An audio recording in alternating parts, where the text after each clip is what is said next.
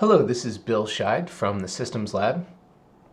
The question, does it beat buy and hold, is a relatively common question in the retail trading world when it comes to asking about system performance. And if you're going to ask that question, when you start to actually look into the answer quantitatively, there are some variables that you'll need to define to be able to arrive at the answer. So variable number one is period start and end. So let's say, for example, you're comparing system performance to the buy and hold of something like Bitcoin. Well, if your period starts when Bitcoin was just at a few cents and ends when Bitcoin was 20,000, that's going to give you one answer. If you start when Bitcoin was at 20,000 and then crashed, whatever, 80%, which has happened a number of times, that's going to give you a different answer. So your period start and end is quite important. The next one is how you handle that buy and hold period. Do you say, okay, it's one big trade and I bought in the beginning and once and I sold at the end once, or are we going to mark this thing to market? And if we mark to market, in other words, do we break that large period into smaller periods? Are we talking about, do we do it by the day? Do we do it by the week? Do we do it by the quarter, by the year, et cetera, et cetera?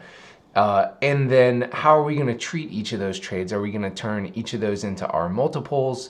What are our metrics going to be around each of those mark-to-market periods? The next one is taxes. So how are you handling taxes? And that's, of course, going to depend on your jurisdiction and your period start and end. Is it long-term or short-term gains? And then how you market to market, because one big trade or not is going to also have an impact on your taxes. Finally, or number four, is the instrument that you pick. So going back to Bitcoin, if you're comparing just the buy and hold performance of Bitcoin itself versus what you could do using a leveraged instrument like futures or options, that's going to have a big effect because leverage, of course, will impact your return. And then, of course, if you're compounding that over a mark-to-market with a number of periods or one big trade, of course, all the variables are connected, and you could see how that adds up pretty quickly, and that would affect taxes, et cetera, et cetera.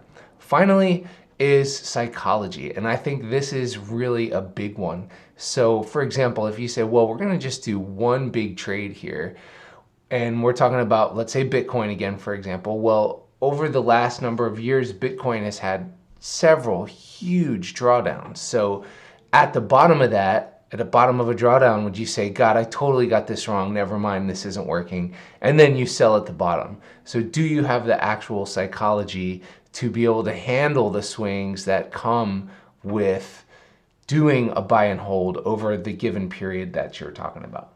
So at the end of the day, the answer to the question, does it beat buy and hold, is actually, it depends.